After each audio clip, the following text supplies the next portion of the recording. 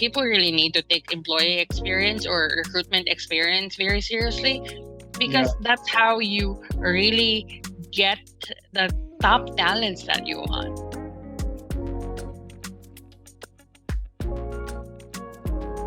Hello, everyone. Welcome to People Led Show by Infido. My name is Pawan Rochwani, and sadly, this is going to be the last episode of the first edition of Southeast Asia People Led Show. And my guest today is somebody that you might have not seen in the past 7, 8 episodes that we have done.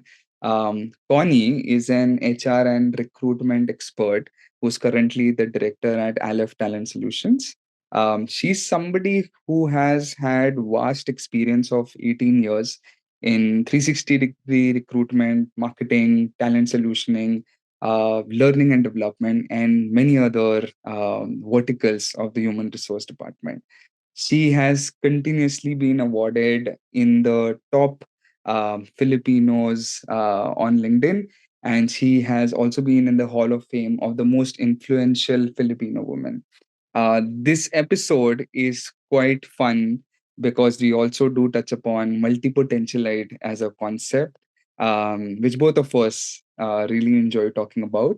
And of course, we do talk about many things with respect to how the talent solutioning and how recruitment in general is happening currently in Philippines. I hope you enjoy this episode and I hope you have enjoyed the entire series. Please feel free to do reach out to us on LinkedIn, or if you like something, feel free to drop a comment. Or if you did not like something, please feel free to share that with us as well, so that when we do the next edition, we'll make sure that we keep your feedback in mind. This episode was pre-recorded few months back, so I hope you understand some bit of context. With respect to certain questions that might not be relevant on the day when this is getting published. But I still hope you enjoy this, and I will see you folks on the other end. Thank you so much, Connie, for giving us your time to be a part of this series. And I'm really, really glad we have somebody like you who's going to share their insights and expertise about all the things that we're going to talk about today. So thank you so much for that. And thank you for the invite. It is an honor. Super. Connie, all my episodes, I start with this one question that what do you do outside of work? Who is Connie outside of work? Because I know as recruiters or HR leaders and people leaders, it's sometimes all about work. But I would love That is true. I was about to say that. Like, majority of my time is at work. But how would you what do you do outside of work? What is it? What are you doing on the weekend? What are you doing when you're not working? Well, outside of work, there are very few things that really excite me. So one is capoeira. So I do capoeira as much as I can. Unfortunately, there's only like one day of class for capoeira with my group, and then I spend time with my family. So with my husband and our two dogs and a cat, and I love reading. So I'm a bookworm. So and apparently, as a bookworm, buying books is a separate hobby from reading it. And like being in HR, and particularly in recruitment, I do a lot of things. So a lot of times, like I barely have time to read. So as much as possible, I try to really try to read at least 3 books in a month if I can. Um, and then like I'm also a big proponent of social justice and social equity. That's why I always say like social equity is my cup of tea, because I really think that for an economy to flourish and for a more robust economy, you really have to pay livable wages, and people should be able to have a dignified way of living. So I'm a big fan of that, of social enterprise. And right now I also work um, for a company in Washington State, and we help out people who are in need of help to find homes. So we help homeless and at risk of being homeless. Especially now, it's the holidays, and during the holidays, the attempts at suicide really does spike up. Yeah. So that's me outside of work. Okay. Thanks for answering that. And um, I actually wanted to start this whole conversation about how exactly do you use LinkedIn as a recruiter? Because a lot of recruiters and HR leaders use it in a different manner, and you have also Yeah. been one of the top business strategy voices on LinkedIn. You have been one of the top Filipinos to follow on LinkedIn. So you're definitely doing something right. So we would love to know what is that. Thank you. Like for me, LinkedIn, I know a lot of people like use LinkedIn for branding, right? So Yeah, a lot of times like people use it just just for branding to get employment that they want, to to get the recognition, like certain awards and certain like to get on certain lists. What I love about LinkedIn is like, and people seem to forget it. It's supposed to be a community, so it's supposed to be like, how programmers have Stack Overflow. yeah, LinkedIn for me is like that Stack Overflow for professionals. So if you have a question, if you want to learn something, you go to like the experts posts. That's yeah, how it's supposed to be. Um, Unfortunately, not everyone has had the good luck to have had a mentor, and that's how I've always seen it. I would post things that, oh, like some people should know about this, but not everybody knows about this because they didn't have somebody to ask the question from, and nobody would take the time of day to explain it to them. So that's how I view LinkedIn. So as a Stack Overflow for professionals, and that's why I get messages from people asking for advice, or I have or questions, and I really take time to answer them. And that's why I think I ended up becoming a top voice is because when there's a question, I really answer it. yeah, Because like when I was starting up, I didn't really have like somebody to ask questions from. Like I really had to learn things as I went. yeah, And a lot of times you learn as you go. That means you make so many mistakes. mm, That's how I envision LinkedIn to be that sort of support group for professionals that didn't necessarily learn what they needed when they were starting up. yeah, And I use it as a recruitment platform, um, as a means to really connect to someone. It's not just, oh, here's a post. I will wait for you to respond to this post. It's more personalized, so you get to send a message to potential candidates, and very high quality candidates at that, yeah, because you get to vet their profiles before you even send a message. So for me, it's very effective. yeah. And of course, like we wouldn't have done this conversation if it was not about LinkedIn. And I Yeah. you. So yes, definitely.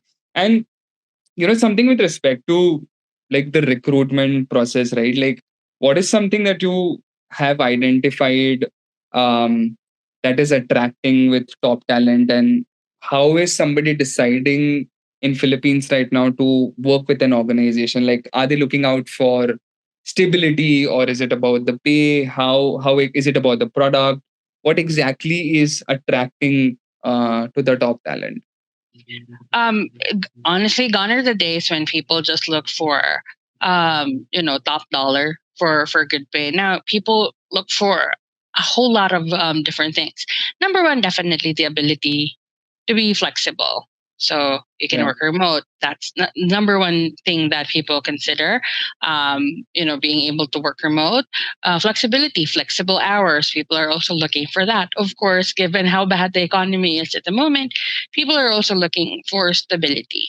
And I've noticed that, and I have to say it like now, like I would really have to say it like tech is becoming very risky at the moment, especially with all the layoffs and the changes, the reorganization. So that's why people are now looking for stability. So where would you find that? The hospital, the hospitals, the medical industry, social services. So that's where people go, and then especially for the Generation Z, the younger people, like they're looking for companies that they will be proud to work for.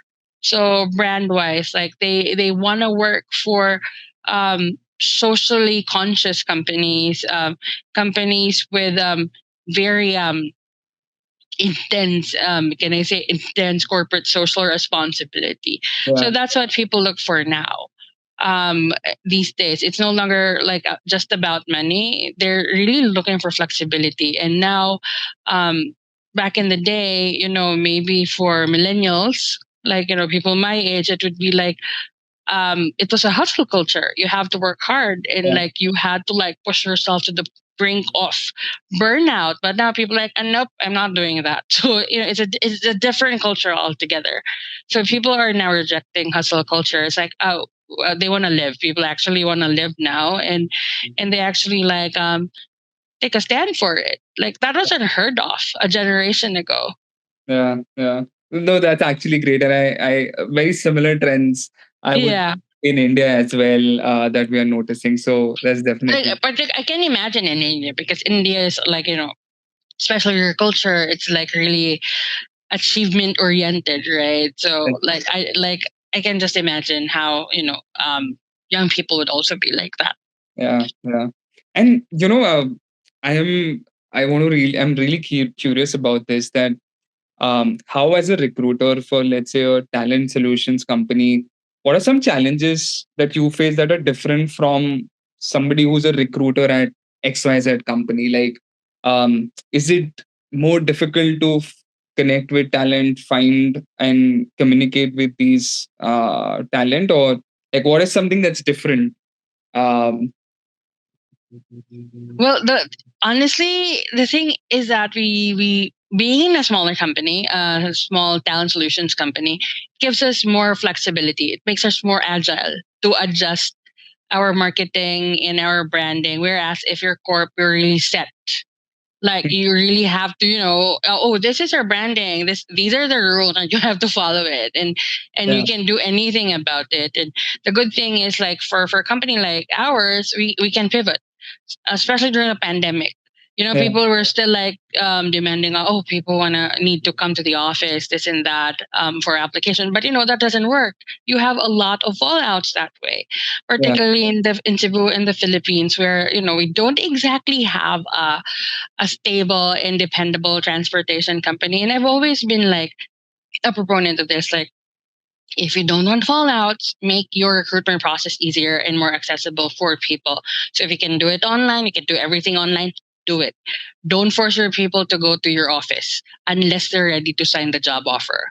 yeah, So that's always been my thing. And like it's really really haven't had any difficulty recruiting as a small company and as a talent solutions company, um Pawan, compared to corporate companies. Like in fact, like we actually have it easier because for most corporate companies, process is like what, 6 months, 3 months, like it's crazy. But yeah, for us, the turnaround is we need to interview you almost like within 24 hours that you submit your profile, yeah, because it's a thing. Like if you want to keep talents warm, if you can want to keep your leads warm, you really have to interview them or process them as soon as yeah. possible. You don't keep them waiting. Yeah. Makes sense actually. And if I would have applied for XYZ company, I would not Yeah. wait for like 10, 20 days to hear Mm, back from them. Uh, exactly. that would make me really restless and I would like rather go to other Exactly. companies. Exactly. So that And definitely, especially now, like this is what I always say, particularly in Cebu, everybody has hands in the same talent pool, so it's the same cookie jar, and everybody has hands in it. And whoever moves the fastest out, you win. yeah, But like no, you can't like. This is no longer the early 2000s or the late 1990s where you just go, okay, look, the applicant will still be there in 2 weeks. No, they won't be because you're competing with so many companies. And a yeah, lot of companies are really taking their branding seriously, and particularly their employee experience. Like people really need to take employee experience or recruitment experience very seriously, Yeah. because that's how you really get the top talents that you want. Yeah. Again, people just are not looking for money anymore. Yeah. They Yeah. will walk out. They will go to another company if you Yeah. don't give them a good recruitment experience. Yeah, yeah. No, that's definitely like it's also like the trust that the candidate is putting on the company. So it's very, very Like important. also, like I think, like if you are a candidate or you're an applicant and like you already see the, because your entire recruitment process is already a representation of your company Yeah. culture. Yeah. So whatever the candidate says or sees during the recruitment process, the first few times, they would already know, oh, okay, if it's already like this, I'm still applying. How much worse will it get when I finally start working? Yeah. So, Yeah. people think that way. And like a lot of companies don't seem to like still take it seriously. They just think, oh, okay, like, and I really hate this line of thinking where companies think, oh, there will be other candidates, there will be other applicants. I can replace people to drop that. No, you can't. It's difficult and it's really expensive. Yeah. Yeah. No, it definitely makes sense, and I totally resonate with you. And I wanted to also just take a step back and know about your journey. I think you started with like degrees Yeah, in. it's crazy. You saw my resume, right? Like it's very it's very varied. Like everybody who sees it's like, how did you like make a jump How did you come? from one thing and then you did something else and then you went, yeah, it's really, that's why I'm like, when I look at it, I'm like, anybody looking at it would be like, what was this girl doing? Right, so it took me a while, and apparently there's a term for that. It's called multi-potentialite. Like, that's the Oh thing. yeah. I'm really curious about a lot of things. I really like learning and I give 100% in everything I do. And a lot of times, Pawan, actually it's that, like, my boss says, oh, I think you'd be good at this. Why don't you try this? And then I make the jump. So and then like um yeah, like as you said, like I did finish double degrees. I have degrees in psychology and education. For a time I did take up occupational therapy. Um yeah, and then I also have a diploma in special education. So, but again, most of my experience is in recruitment and human resources. I did training as well, and I really enjoyed training. Again, it's because like my boss said, "Oh, I think you'd be a good trainer because you're really good with people," and that's why I did the jump. And then I was a trainer for like a very long time, like 4 or 5 years, and then like, but then your boss would go like, "Oh, we kind of miss your skills in recruitment, so you have to go back to recruitment." So yeah, it was like that. It's more like because my boss decided, "Oh, you'd be good at this. Let's explore that skill," or somebody gave me the opportunity to do something. Yeah. Um, so it's like that. A lot of times in my career, it's because people or somebody said, "I think you would be good at this," and it turns out, yeah, I was good at the things that they mentioned that I should try doing. So that's how my resume ended up like that. I'll I'll show you something at the end of this conversation, and I'm gonna park that for later. Um, but tell me about some of the trends that you have observed that are happening right now, or maybe that would happen in the next year, with respect to like the organizations that are trying to hire within Philippines. It could be in Cebu or Manila, but Yeah. um, are they really offering, like, is you mentioned about flexibility and Yeah. social cause and stability, but which are like some of the organizations that you think that are really doing well for the candidates and also doing well in retaining the employees? Like, do you have any such examples that you have that Oh you yeah. have? I would really think like not just because like one of my best friends work for them. Accenture is doing an amazing job. If you talk to somebody who works for Accenture, they would really tell you we love it here and we're not moving. One, because they really give all out support for their employees. They take mental health seriously. They have like counselors with them on standby, like for those who really need support and help. I believe that their employees are only asked to go to the office like once every week, if I'm not mistaken. So Accenture is doing very well, and they're also taking inclusivity very, very seriously. So people right now, like, it seems like a byword, like, diversity, inclusion, belonging, and equality. But not all companies actually like take it seriously and actually make an effort and create programs for that. Accenture, for example, they you actually can name your partner, same gender, same sex partner, as a beneficiary for your insurance. So they're really, they're very consistent with company culture. You mentioned Aboitiz. Aboitiz is one of the top employers in the Philippines. Like, you just know, like, people want to work for Yeah. Aboitiz because of the stability. Like, wow, that name has been around for 100 plus years or something. Yeah. And then, like, I think as well, like, benefits wise, they're very well known. I believe, like, they even pay for their employees like medicine. So yeah, like, there are a lot of companies that are actually doing very, very well, um, because they take it seriously. My only concern is that, right now, a lot of people in a lot of offices have been forced to go back to work, Yeah. in buildings and in offices, because PEZA, the Philippine Economic Zone Authority, decided that everybody should go back to work in an office. Like, there was a point during the pandemic that a lot of companies decided to move um, to BOI, Bureau of Investments, so that they can continue to keep working um, offsite, to keep working remote. Yeah. So companies, like, I believe it was Concentrics, if I'm not mistaken, that the CEO really said, like, I would rather, lose my, they would rather lose their tax benefits than lose their employees, which is very smart, because Yeah. tax Yeah. benefits, like, you'll pay for that anyway.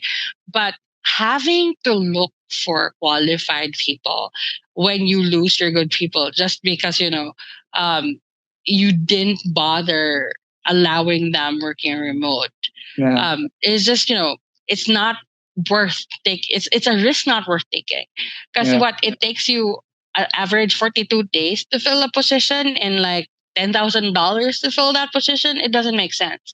And Yeah. plus, you have to train the person. It will take like 6 months. So, like, it really, it makes more business sense if you just retain your employee than constantly hire.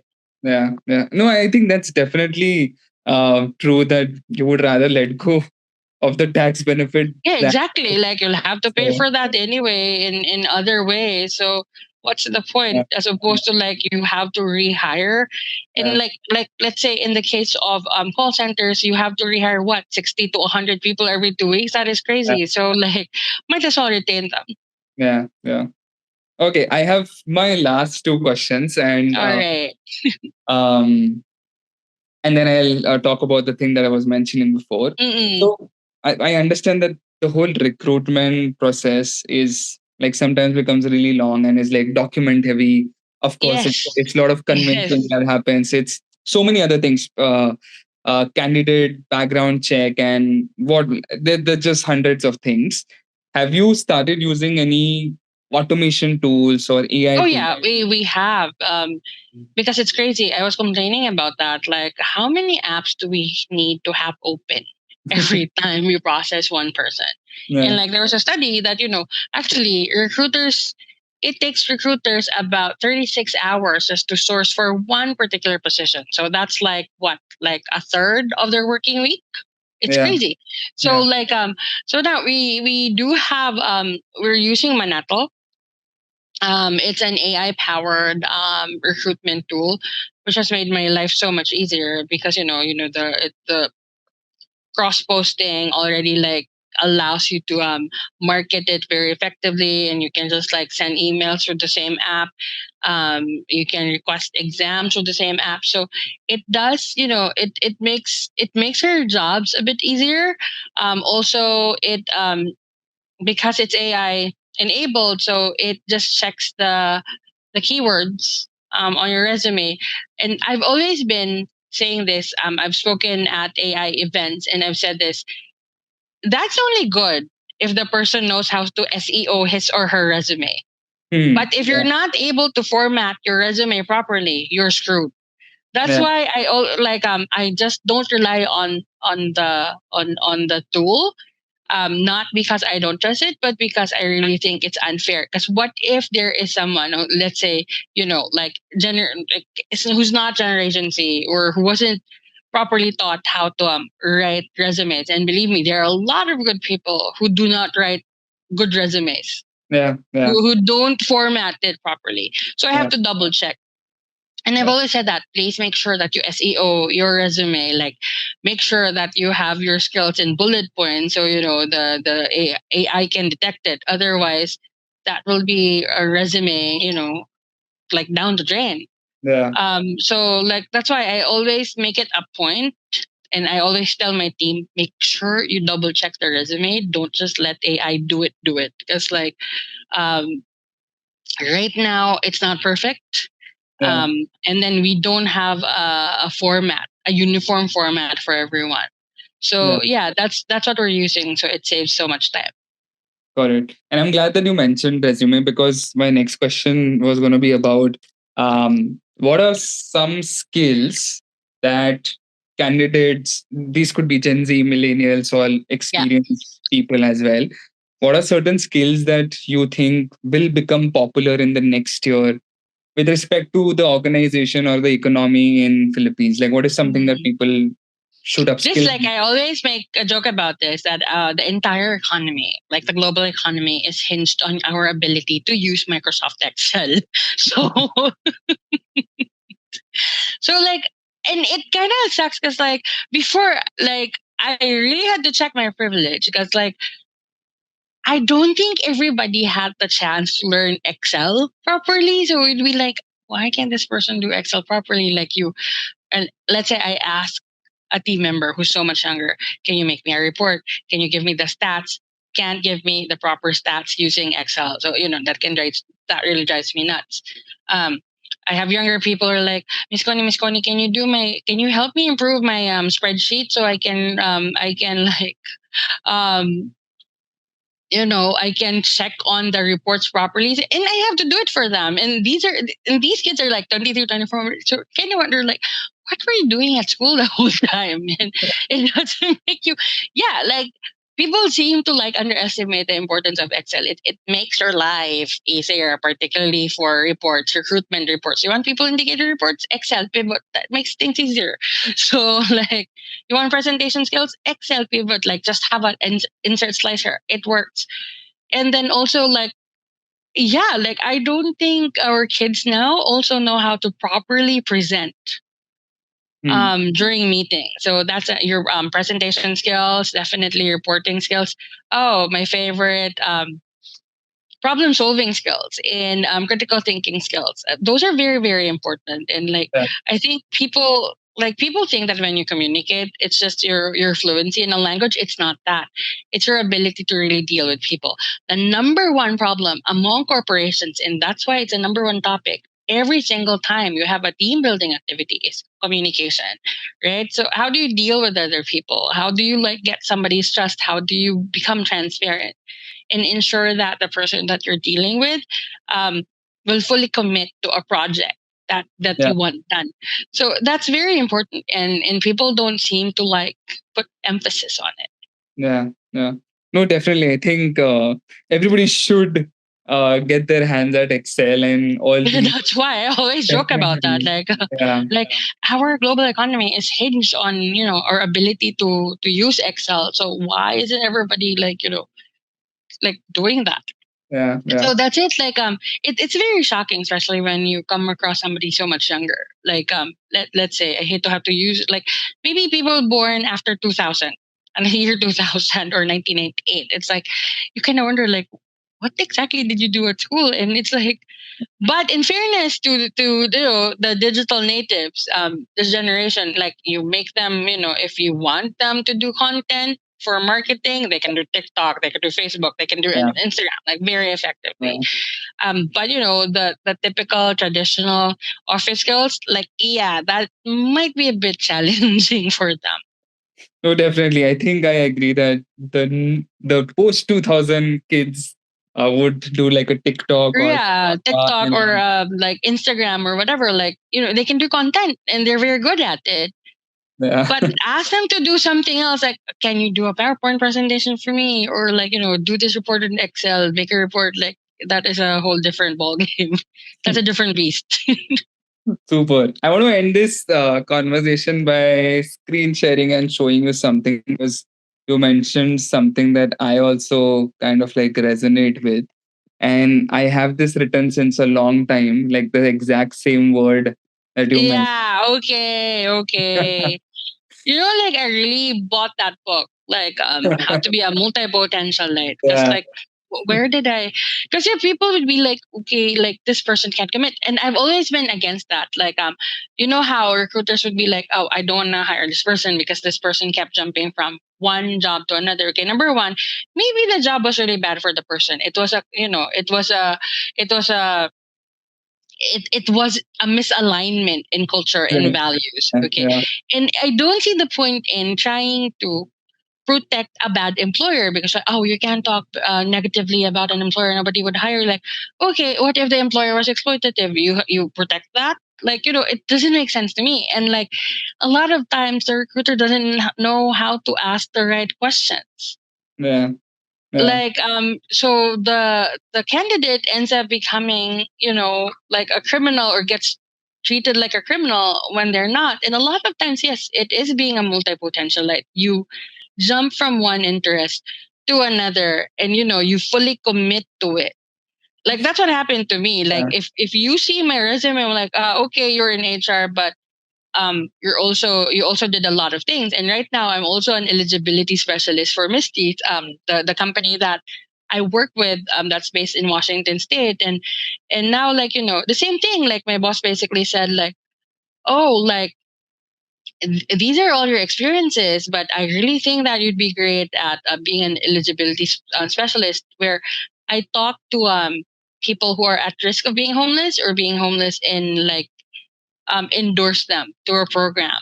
And I meet with the Department of Social and Health Services in Washington State, every week. I believe I have three to four meetings every week with them, Yeah. to come up with programs. So, like, see, it jumps from, like, I'm a recruiter, but you can do this. I'm in HR, but yeah, I think you'd be good at this too. And, like, and right now we're working on, like, creating a program for um a safety plan for domestic violence victims. So, like, see, and, like, it's not like, and I've noticed, honestly, Pawan, like, especially in the Philippines, my resume will not fly. That's for sure. Because, like, the traditional employers would be like, why did she jump from one thing to another? But if I work with, let's say, an American boss or a Western boss, they don't have a problem with that. Like, they actually see opportunity. Yeah. So, yeah, it's how people see it. Yeah. um And, like, and because I'm people seem to expect that, okay, you need to be doing the exact same thing over and over for 12 years. But what if you get bored, and you want to do something else? That's what we call career progress, and, career growth. yeah. And people seem to not understand that. Yeah.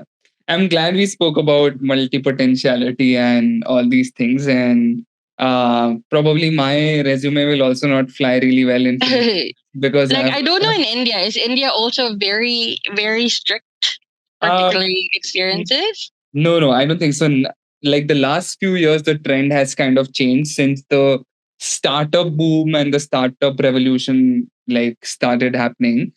Before that, when it was completely corporate, I think it did need people only with certain expertise, and not Yeah. like me who have jumped onto Yeah, many. and that's the thing. You mentioned the startups. Like, in startups, you need to be wearing multiple hats. You cannot be a Exactly. specialist. You need to be a Yeah, generalist. And in yeah, this day and age, particularly with AI, you'd be screwed if you're only pigeonholed in one particular skill. So you need to know as many skills as you want if you don't want to be replaced by AI. Like, yeah, with AI, we're not going to be hiring, like, multiple people for multiple positions. We would be automating a lot of those positions, and we'll only be hiring high quality, hires, if we really need a yeah, person. But for menial tasks, that can be automated. yeah, yeah. No, but I'm So, like, you Yeah. really need to be a generalist in this time Yeah. of history, to be honest. Yeah. And I'm glad we touched upon this topic because this is something that I absolutely love to also talk about. I have faced this quite often, where I was questioned that, okay, why have you jumped? Like, I am an engineer, but then moved into Yeah. the creative side of the world. So I was questioned quite a few times, but um, I guess it turned out to be good for me now that I look back in retrospection. So I think that was great. But thank you so much, Connie, for doing this conversation with us. I usually when it just the time passes by, I understand that it's a good conversation. So I really felt that it was like a great Yeah. conversation, and I didn't realize. You're welcome. And I'm glad that you actually put that on your profile, because believe me, there are a lot of college students who are also wondering what is wrong with me? Why can't I like stick to one topic or to one interest? And they think there's something seriously wrong with them. No, there's nothing wrong with you. Yeah, You just like a lot of things, and that's okay. yeah, that's great. But yes, thank you once again, Connie, for doing this conversation. I'm going to be in touch with you. And we'll probably brew a second part or maybe do some All conversation right. in, All right. I'd love in that. Thank you person. so much, Pawan. I Thank, appreciate it. thank you. Thank you. You take care.